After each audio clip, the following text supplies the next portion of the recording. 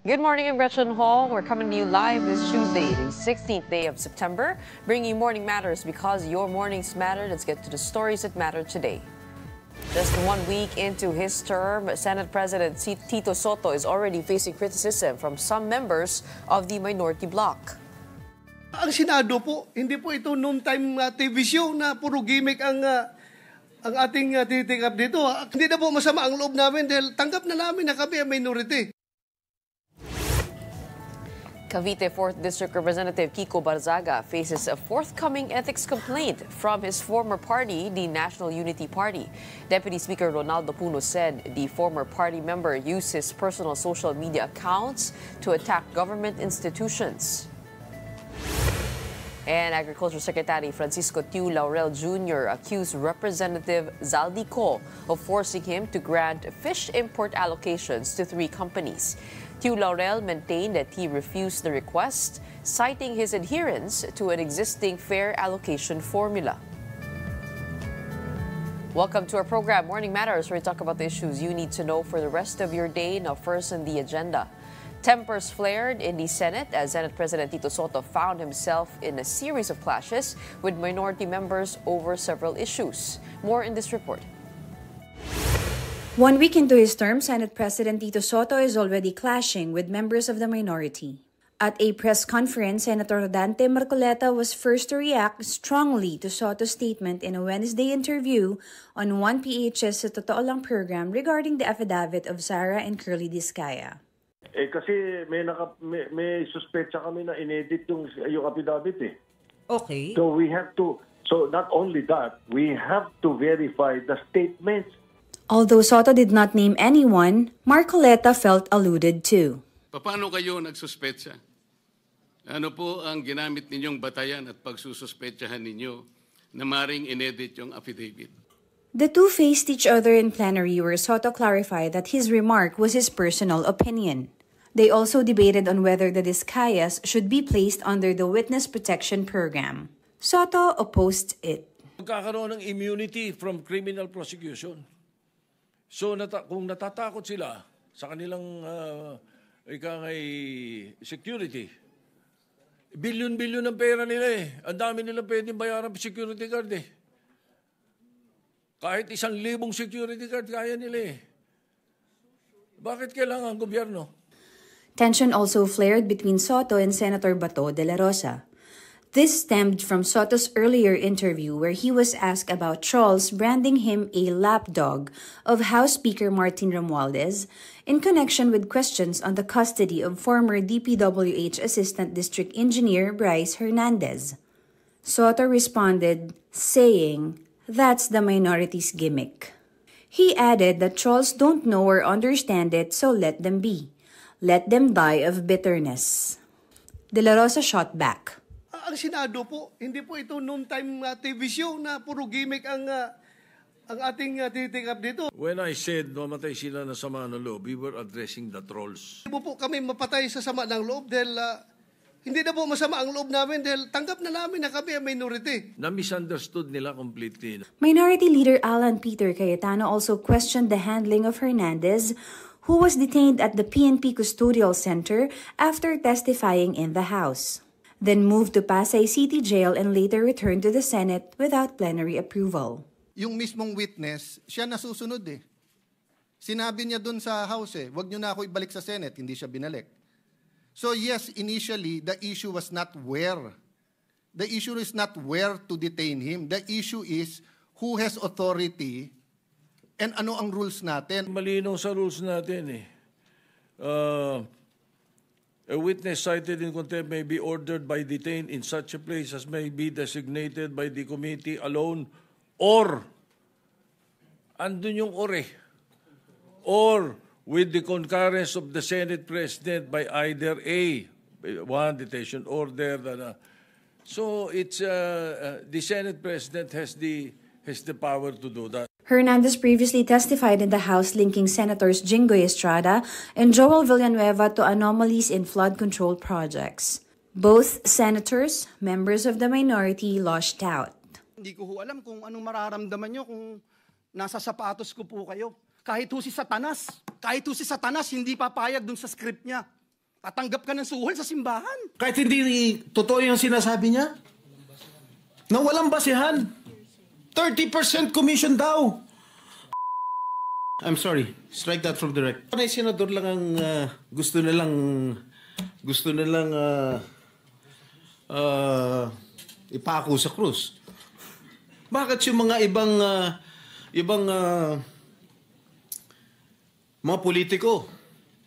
Dahil porket masikat kami? The Senate Blue Ribbon Committee will resume its investigation Thursday, where CCTV footage is expected to be presented allegedly showing a bribe being delivered to a Senate staff member. 3 public works officials have been formally dismissed from service. They are former DPWH Assistant District Engineer Bryce Erickson Hernandez, Construction Section Chief JP Mendoza, and Accountant Juanito Mendoza. According to the Public Works Department, these officials from Bulacan 1st District were found guilty of grave misconduct, gross neglect of duty, and other offenses. The penalty includes perpetual disqualification from public office. Recall that Hernandez dropped the bomb about Senators Jinggoy Estrada and Joel Villanueva allegedly receiving kickbacks in flood control projects. Both senators have declined accusations, insinuating that there could be ulterior motives behind these. Hindi totoo yung sinasabi niya? Na walang basihan. 30% commission daw. I'm sorry. Strike that from the record. Strike out from the record. Bakit panay senador lang ang gusto nilang ipako sa krus? Bakit yung mga ibang mga politiko? Dahil porket masikat kami? Hindi naman yata tama yun. Pare-pareho lang tayo nasa gobyerno. Pare-pareho lang tayo naninilbihan dito. The Independent Commission for Infrastructure is now complete following President Bongbong Marcos' appointment of former Supreme Court Justice Andres Reyes Jr. as its chairperson. Mobile journalist Judy Baiza has a report. President Bongbong Marcos has found a head for the Independent Commission for Infrastructure, which he himself created. Retired Supreme Court Associate Justice Andres Reyes Jr. The chief executive vouches for the credibility and competence of the ICI's head. He was a presiding judge of the Court of Appeals before. He has been a jurist for a very, very long time with a very good record of honesty and fairness, and a good record of being able to find justice for those who have been victimized. Reyes was appointed by former President Rodrigo Duterte to the Supreme Court in 2017. He retired in 2020. On the President's birthday, September 13th, Palace Press Officer Claire Castro announced members of the Independent Commission. One is Rogelio Babe Singson, who served as Public Works Secretary during the administration of the late President Noynoy Aquino. The palace trumpeted Singson's technical understanding of how projects are designed, procured, and implemented, which is crucial to the work of the Commission. Singson's co-member is Rosana Fajardo, an accountant and country managing partner with SGV and Company. Malacanang believes Fajardo can bring to the table her decades-long expertise in identifying weaknesses in financial systems and operational processes. The President has appointed individuals of proven competence, integrity, and deep familiarity with infrastructure, finance, and institutional reform. The President also appointed Baguio City Mayor Benjamin Magalong as a special advisor to the ICI. The palace clarified that Magalong will only be working as a consultant after it announced that the Independent Commission will not have a government official. President Marcos believes Magalong is a valuable addition to the panel without giving up his post as Baguio City leader. The reason he became a special advisor is because he would have had to give up his mayoralship, take on this position. So he chose to keep his mayorship. I don't blame him. But nonetheless, we can use his talents. Investigador naman talaga si Mayor Benji. Kung maalala ninyo, he was the one who wrote, as CIDG head, he was the one who wrote the seminal report on the Mama Sapano incident. He has integrity. So marami siyang mako-contribute. President Marcos agrees that politics cannot interfere with the ICI's duty to ferret out the truth, especially when it comes to flood control contracts. That's what we wanted to do. Remove it from politics. Don't politicize this. It's simple numbers dito. Simple lang to. Magkano ang ninakaw na pera ng mga balasubos na ito? That's what we need to know. That's what we need to fix. One of the politicians being tagged in flood control issues is Marcos's own cousin, House Speaker Martin Romualdez. As for the president, the ICI will spare no one. Well, there's only one way to do it, isn't there? They will not be spared.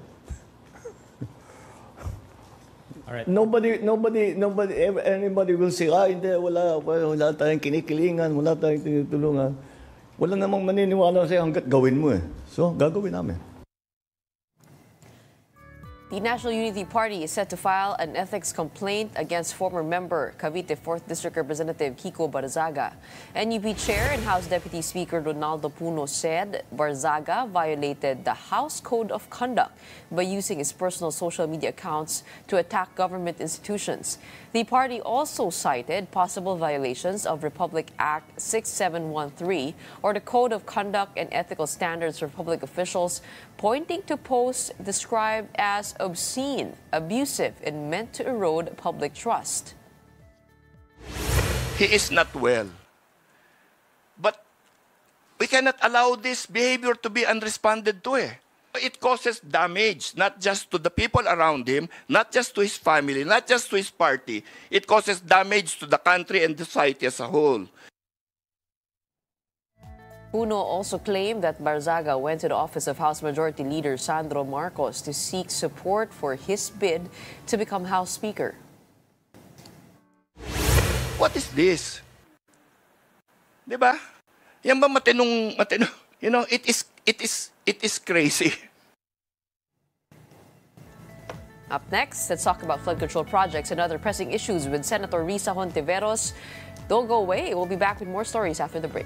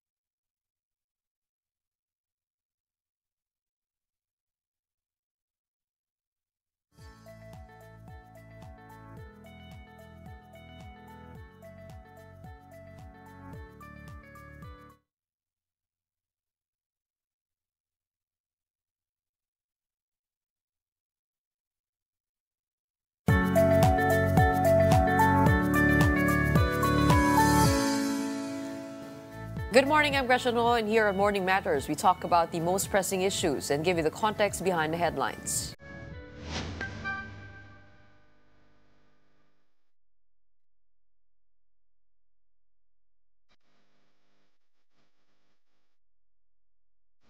Senator Rodante Marcoleta stood firm, insisting the Discayas must be placed under the Witness Protection Program.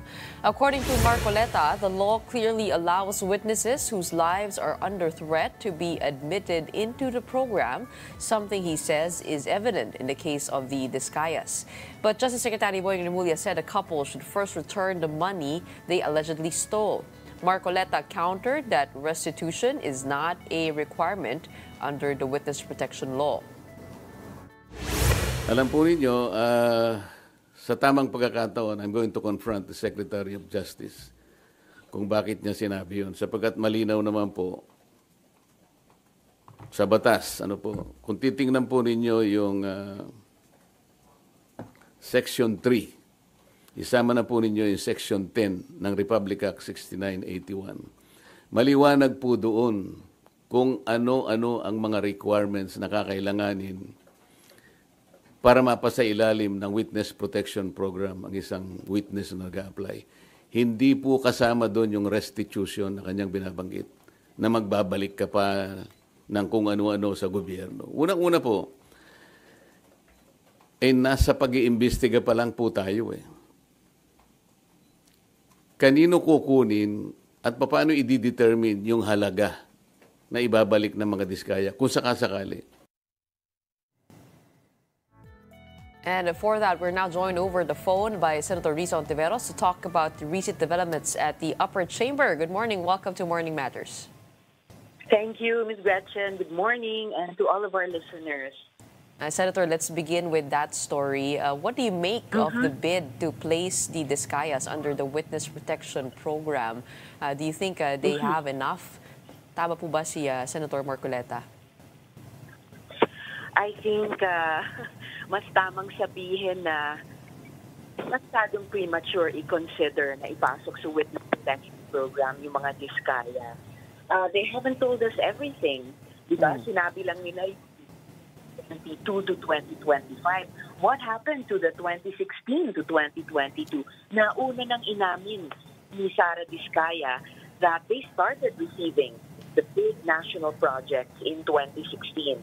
Nasaan rin yung mga ebidensya nila and any other corroborating witnesses doon sa mga pangalan na ibinunyag na nila, diba?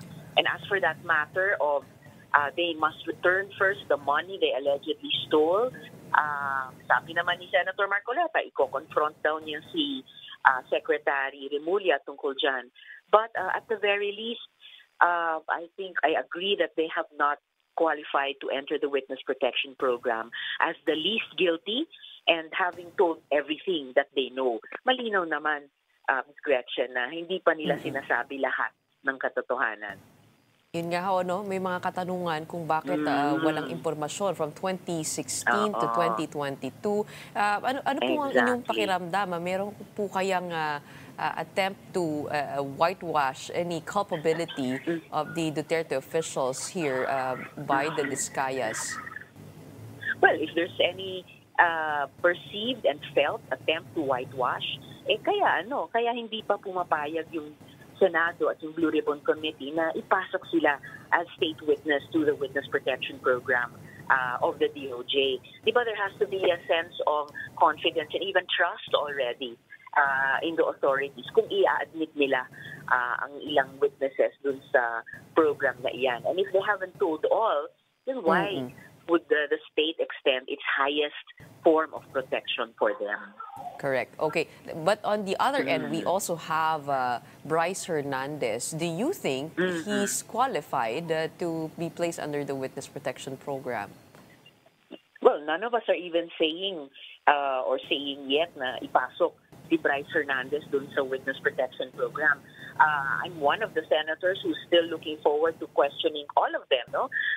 The Discayas, Bryce Hernandez, and let's go beyond even Bulacan. That's palawakin natin yung scope of investigation because that's just one of the 82 provinces. So I don't think anybody has appeared before us yet sa Blue Ribbon who would qualify to be entered into the Witness Protection Program. Medyo halos kasi simula pa lang yung investigasyon. There are concerns that, with his stay at the Senate, that he could be influenced by the names that he accused here. How does the Senate assure that this won't be a problem? Well, we've had witnesses in our custody and in physical custody at the Senate before. And yet nakita natin, Ms. Gretchen, the investigations on Farmally and on other burning issues of the past few years. We were able to bring those, whether the Senate Committee on Women before or the Blue Ribbon Committee. Naiuwi naman namin yon sa isang maayos na resolution. We came out with valuable findings at nakapaglabas din kami ng mga malalakas na rekomendasyon. So we will do our best also in this case. But do you agree that he be kept at the Senate? Yes, Given that that was what was his request. No, it was mostly because yan ang naging desisyon ng Senado. And even early on, yun yung sinusulong ng minority. Diba? So, in-affirm namin kahapon sa session na the decision to bring him back and detain him again at the Senate premises, yun yung tinataguyod ng Senado. Okay, ibig sabihin, kumbaga doon sa area kung saan man siya nakatuloy, hindi papayagan pumunta doon individually ang mga senador? Kasi yun nga po yung parang pinaka-concern. Ni-reiterate ni Senate President kahapon, only his lawyers and the family may visit him there. Hindi kami. And regarding that, the plenary has been tense in recent days with heated exchanges between Senate President Tito Soto and members of the minority. What are your thoughts on those clashes? Siguro normal lang yan, Ms. Gretchen, when the Senate is setting up its household again after a leadership transition. Basta ang importante para sa akin, the 15 of us in the majority are committed na ipagpatuloy yung iba't ibang mga trabaho ng Senado, whether in plenary or especially also in the committee hearings. Kasi tuloy-tuloy naman yung pagkilos ng committee system namin. Oo, kaya lang ito po yung parang pinakaunang desisyon ni SP Soto, ano? And mukhang he will be met with a lot of resistance from the minority. How do you expect these developments to affect the Senate's work moving forward? Will it always be like this? Do you expect that, these exchanges? I expect, exchanges, ano naman yan par for the course, anytime, at bilang Senate ay deliberative body. Basta again, ang importante para sa akin is dead set ang majority na ipagpatuloy yung trabaho namin sa Senado, whether that's pushing bills into law or sustaining investigations into privileged speeches and resolutions like this Blue Ribbon hearings.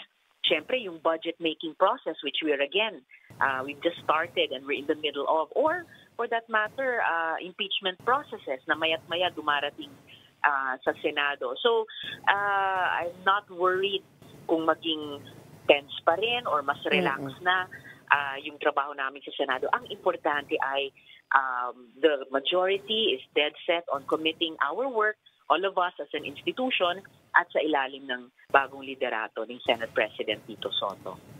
Lumutang nga po yung pangalan ni Senator Alan Peter Cayetano bilang posibleng making a bid for the Senate presidency. Is there a truth to that? Meron po bang bid na yon? At meron po ba kayong concern of any moves to unseat the current Senate President? Well, lumutang yan pero napatunayan na fake news dahil hanggang ngayon and looking forward, firmly in place ang majority. Ang mga leadership transitions naman, well, how many times have those happened in the whole history of the Senate as an institution? Kami nakatutok dun sa pagtatrabaho namin bilang Senado.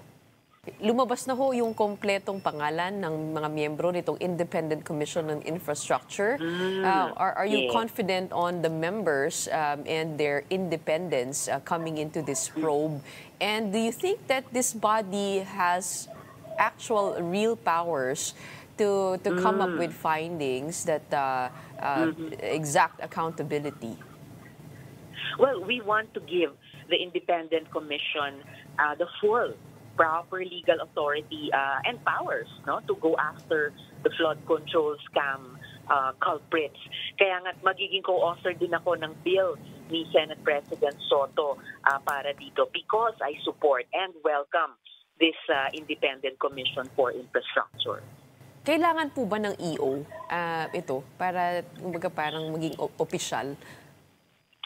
Well, naglabas na nga ng EO si Presidente, but even before that, sina Rep. Laila sa House, kasama sina Rep. Chel, I believe there are about 12 co-authors, meron na rin silang na-file na bill.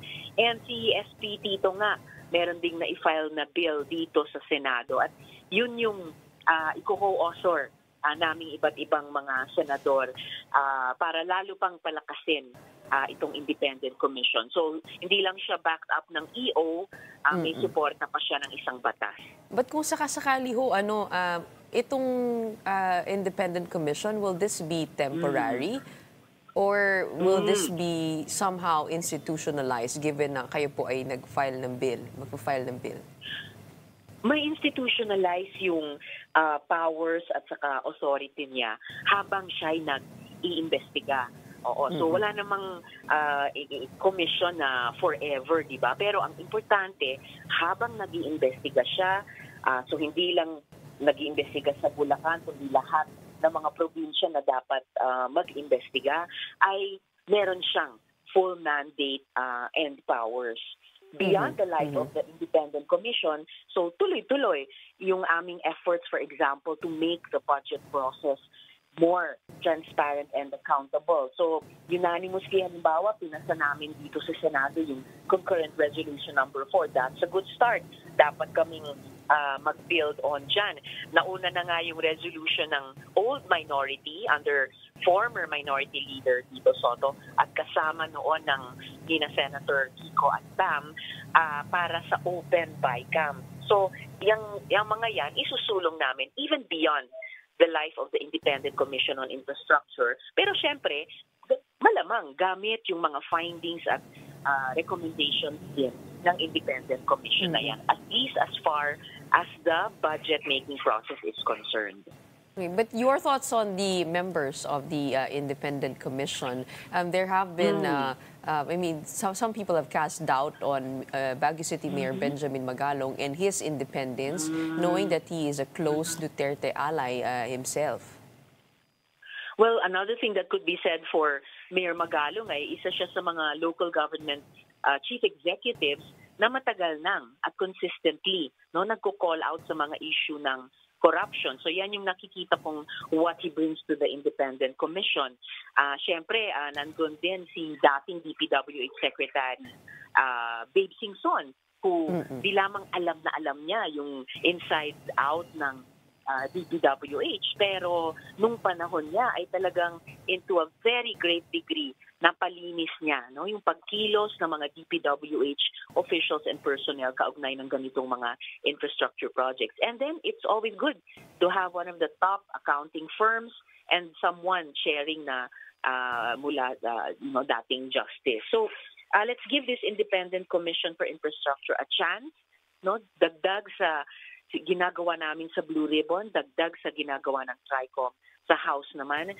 I'm really hoping that this Independent Commission, all three of us bodies working together, mabubuo namin yung kwento tungkol dito sa flood control projects at makakabuo kami ng malalakas na rekomendasyon moving forward to finally reduce in large part, if not eliminate, corruption sa ganitong mga infrastructure projects. And regarding that, it is budget season, and the thought of removing the flood control or flood mitigation budget has been floated. Kayo po ba ay pabor na tanggalin na lang po ito sa budget for 2026? Hindi naman ganon. Medyo nagulat ako sa ganon. Feeling ko medyo overreaction. Kasi talagang dapat linisin ang anumang korupsyon, whether sa flood control projects na kinorap or sa ibang mga infrastructure projects na kinurap o kahit sa ibang mga programa, activities, projects na kinurap sa mga nakaraang taon. But totoo namang binabagyo tayo several times a year, every year. So may mga lugar talaga na binabaha. At yung mga yon na scientifically identified, yun ang dapat magkaroon pa rin ng flood control programs. Pero malinis. Talagang ini-implementa fully and well, hindi substandard, hindi overpriced, lalong hindi ghost, So, i-rationalize natin yung budget-making process hanggang budget execution para mapondohan talaga natin at magawa talaga yung mga proyekto na kailangan ng ating mga mamamayan at deserve ng mga mamamayan bilang mga taxpayers. More of realignments then instead of removing it altogether. That's right. That's right. And ngayon, we're in the early stages, at least as the Senate, no, in the budget-making process. So, ayusin namin yung makikita namin dito sa Blue Ribbon investigation, ayusin namin para sa Budget 2026. Yung tamang dapat babudgetan na mga items, whether sa flood control o sa ibang infrastructure programs at sa iba pang programa ng gobyerno. As we all know, this is systemic. This is a systemic problem. Very wide ang kanyang scope mula sa ilalim hanggang sa taas. O hanggang sa ating mga lawmakers. Ano kayang I mean, how do we provide the public some sense of accountability and teeth to the investigations? At paano po kaya? Kasi meron nga po mga nailutang na pangalan ng mga politiko dito. Lahat po ba ito? I mean, ito, iiwan na po natin yan dito sa ICI, yung mga pangalan nila para makapag-file ng actual cases. Hindi naman. Ngayon pa lang nagsimula na, halimbawa, i-turn over ni Senator Ting yung bunga ng kanyang investigasyon, nandun sa kanyang privileged speeches sa DPWH para mag-case build up at mag-file ng mga kaso. This is the least, Ms. Gretchen, this is the least we owe our people. Bunga ng aming investigasyon sa Blue Ribbon at gayon din ng House of Tricom at itong Independent Commission na talagang masisingil yung accountability ng mga dapat managot at dapat ay maparusahan kung sino-sino lahat ang mapatunayang guilty. We cannot end just with investigations. Kita natin yung lakas ng damdamin, yung talas ng analysis ng ating mga kababayan, which they will be bringing to the anti-corruption rallies this Sunday. So the least we can do is all the three bodies buuin yung buong kwento nitong korupsyong ito and start putting an end to it by doing or supporting the filing of the proper cases against all, hindi lang contractors, hindi lang DPWH personnel and officials, pati kung sino man sa aming mga mambabatas ay mapatunayang accountable dito. Senator, kahapon kausap po si Senator Sherwin Gatchalian at tinatanong ko nga po sa kanya, paano kaya tayo maglalagay ng appropriate checks and balances o paano nilinisin yung buong budget dahil sobrang dami pong line items po niyan. At tinanong ko rin sa kanya, hindi ba legal naman po yung lobbying? Parang how do we know if this is an illegal insertion? And I'm referring also to, for example, the text messages between Senator Joel, supposed text messages between him and Henry Alcantara. Hindi po ba on your end itong pakikipag-coordinate with the departments a part of the process of the discussions on the budget? So how do we know, how do we sift through all this data and determine ano po yung legal at illegal? Well, ang litmus test dyan, Ms. Gretchen, ay kung yung mga proposed amendments naming mga mambabatas sa budget ay evidence-based. Halimbawa, galing ba yan sa mga local development plans ng mga LGUs? May pagbabasihan ba yan na local ordinance o resolution mula sa baba? Yan ba ay may program of works?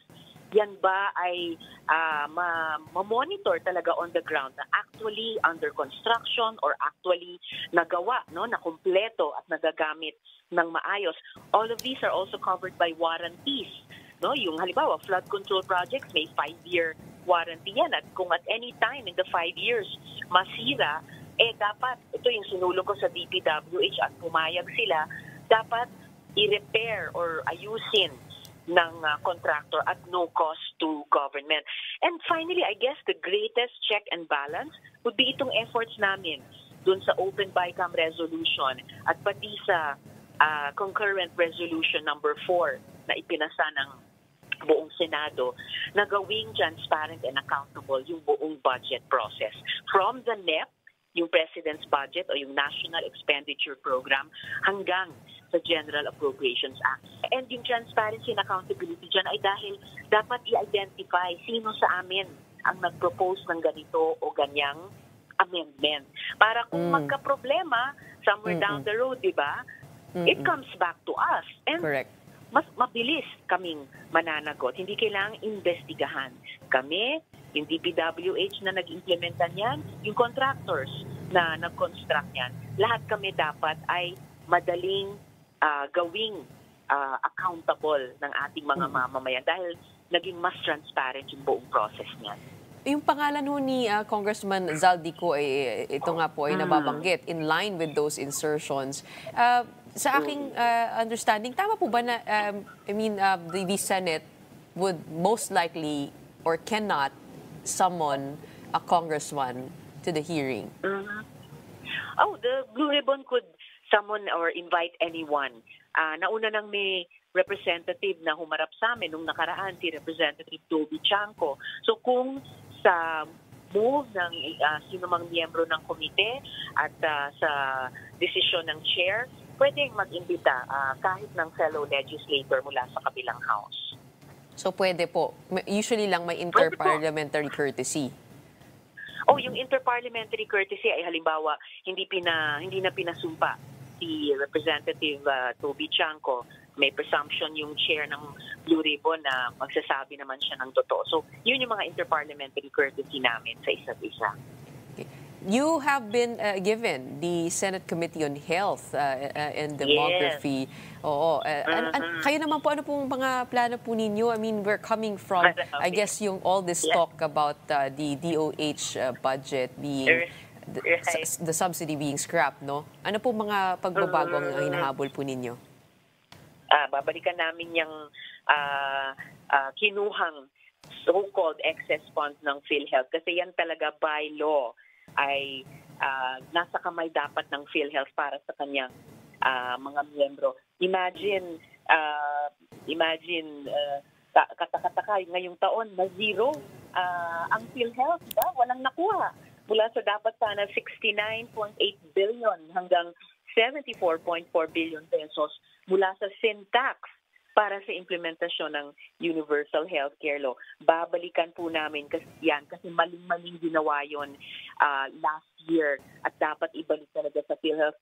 If you can tell, Ms. Gretchen, excited akong simulan ng trabaho bilang chairperson ulit ng Senate Committee on Health. In fact, hinanda na akong agenda para sa first 100 days. Okay, isa doon. Reklamo sa opisina ko regarding yung service sa public hospitals. Ang gagawin kong aksyon ay random visit para marinig yung mga hinaing na mga pasyente, mga doktor, mga hospital administrators. Halimbawa, tungkol sa zero balance billing or tungkol dun sa maisip, yung subsidy para sa ating indigent patients. If you recall, nagkaroon ng viral Facebook post tungkol sa East Avenue Medical Center. Ang nangyari doon, yung sumbong ay pagkuha ng dugo, hindi daw magawa ng maayos. Tapos kinailangan pa niyang kumuha ng wheelchair para sa tatay niya na kalaunan, namatay pa. Sisilipin din ngayon ng Committee on Health yung zero balance billing implementation.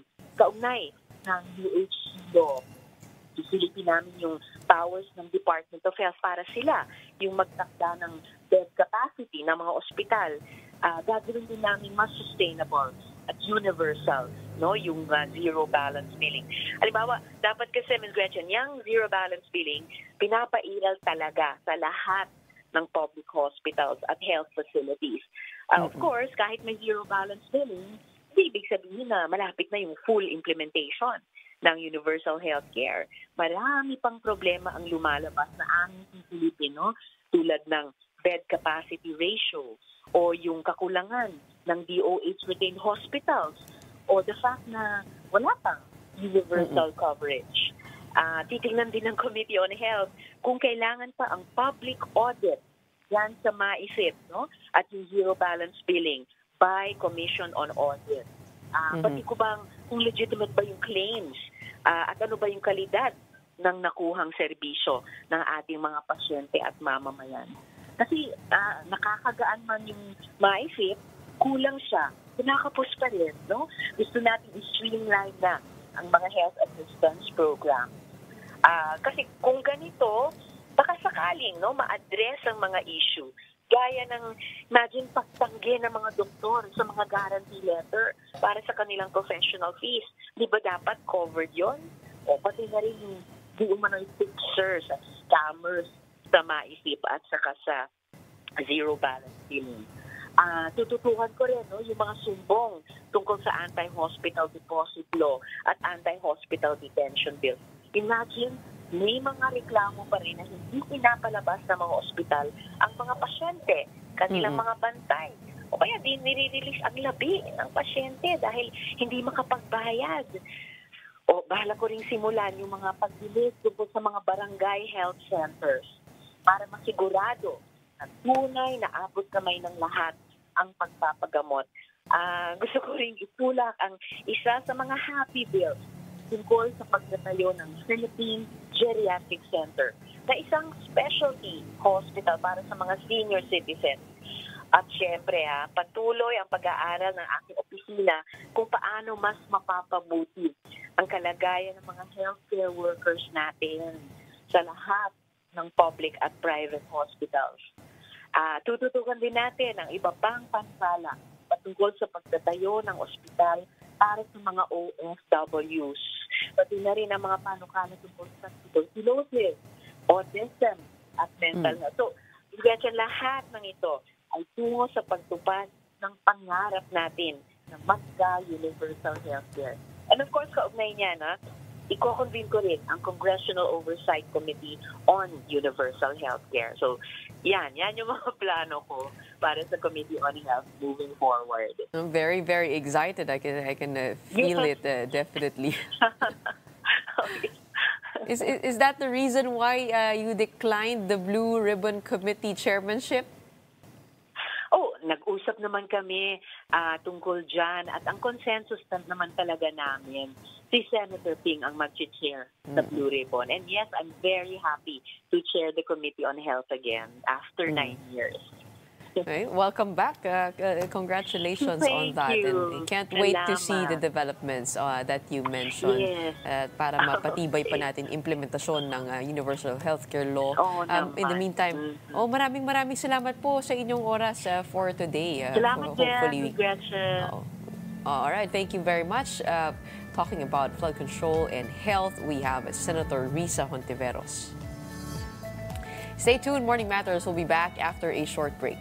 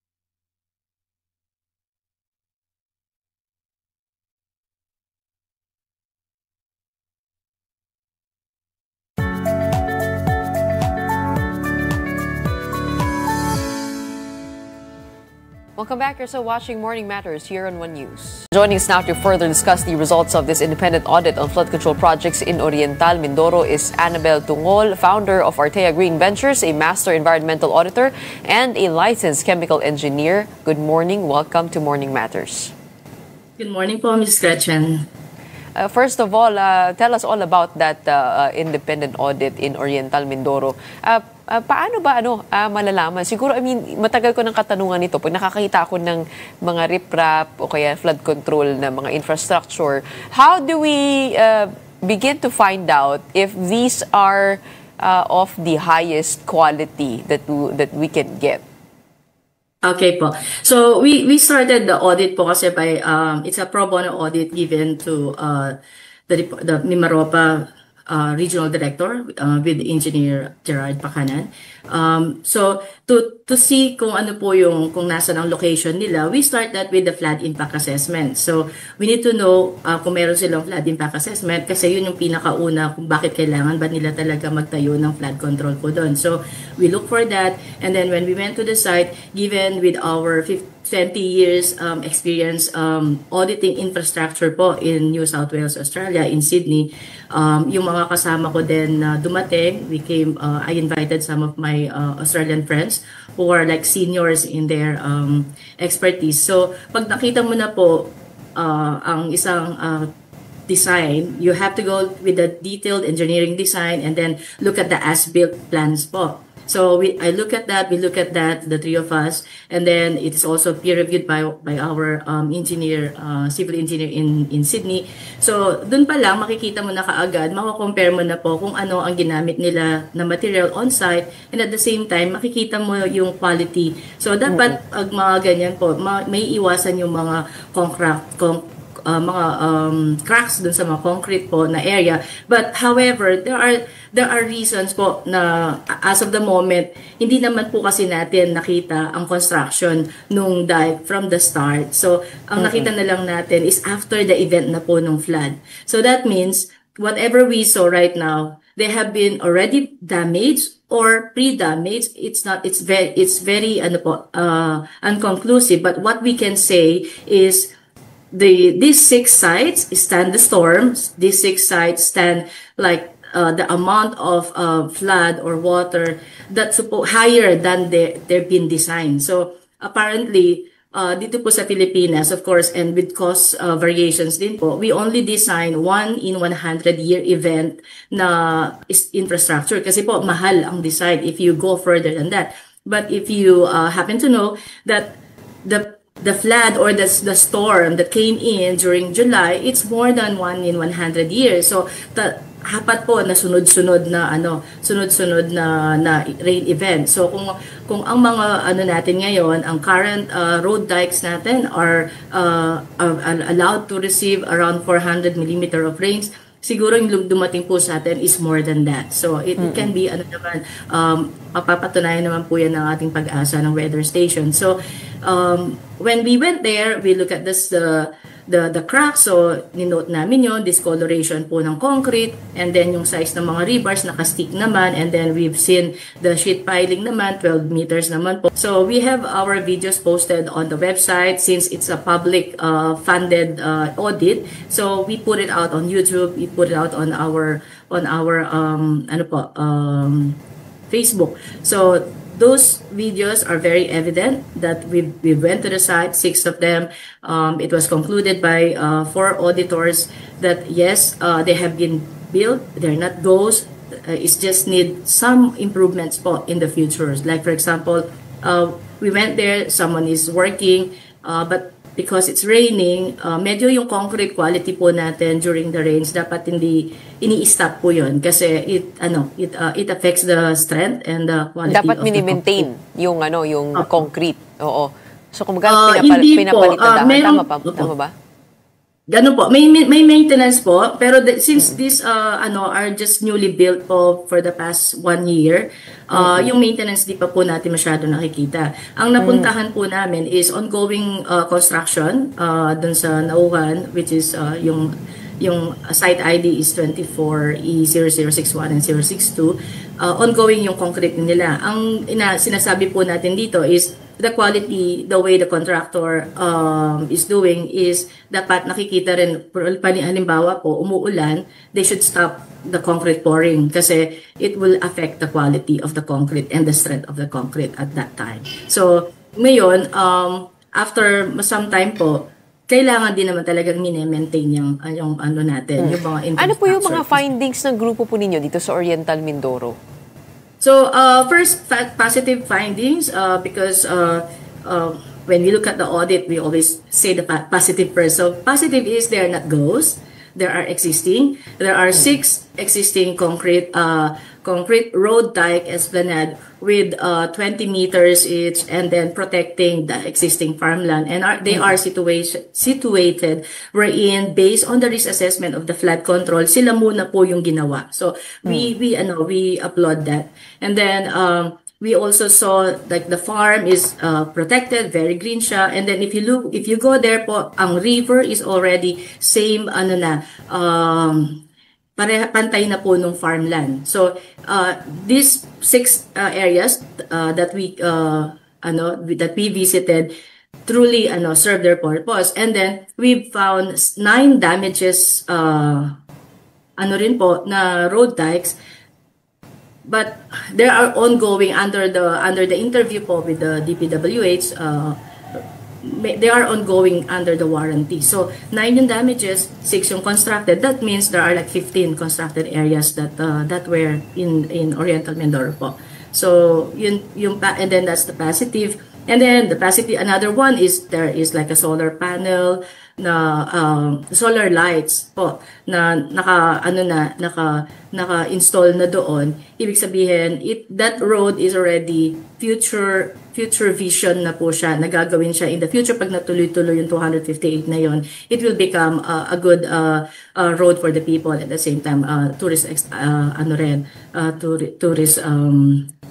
attraction. The bad things that we've seen, or they're not really bad, we call them non-conforming to the design, or some, yun pa, nabanggit nyo, mga concrete cracks, mga honeycombing dun sa concrete, and then yung mga sticking rebars po kasi, but we're not really sure kung yun yung mga reinforcement bars na nag-stick out, kasi pwedeng in-stick out lang nila para sabitan nila. But in the future po, yung sticking rebars kasi, once na nag-corrode po yan, it create concrete cracking din. So yun yung mga ganun, iniiwasan natin. And then the other thing is we look at the procurement process din po na as of the moment, kasi parang bakit pa ulit-ulit yung mga, parang ang maganda po kasi dito para maiwasan yung quality po ng construction at maging maayos ang mga contractors natin at maiwasan na rin yung corruption, is dapat from the first project pa lang ng contractor, nakikita na po yung kanilang contractor performance. Hindi na po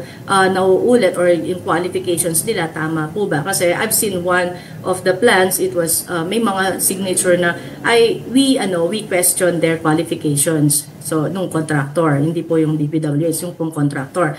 So, yung mga ganon, dapat sa procurement pa lang po, naintindihan na ng mga tao na, sandali, kasi public to eh. So, itong contractor na to, palpak doon sa first project niya. Bakit kukunin pa ulit, di ba? So, there should be like a systematic approach on how to review contractors po. And then the wala po bang technology now that could at least look into the structure? May mga laser o kasi ang hirap po i-audit no? It's always after the fact, after disaster that we get to look at these structures. Sa Australia po, kami po, our work is we start the independent verification or / auditor from the start of the design pa lang po. So nakikita na namin from the start of the design kung tama ba o mali yung design, and then pati yung progress billing, pati yung mga materials na nilalagay. So dapat kasama po kayo from the very start. Kung sakasakali po mangyari po itong ginagawa nilang institutional changes to the DPWH, I mean an auditing group like you should be there. To make sure, parang ganon, third party. Okay, tell us all about Artea Green Ventures and how did your team get tapped to conduct this independent audit? So, Artea Green Ventures came from me. I'm the owner po, I'm the founder. I've been in Australia for 20 years, providing independent verification, audit, and at the same time, an master environmental auditor for infrastructure projects po sa Sydney, from Sydney Metro, Sydney Airport, Sydney Light Rail. So all the roads and rails that you can see in Sydney, I've been involved as an independent auditor or as an independent verifier. And then 2 years ago po, naglabas ng mandate ang Department of Planning and Environment, which is now Department of Planning, Housing and Infrastructure in Sydney, that ang kanilang ina-approve na po is the person, not the company. Kasi they look at the experience and qualifications of the person,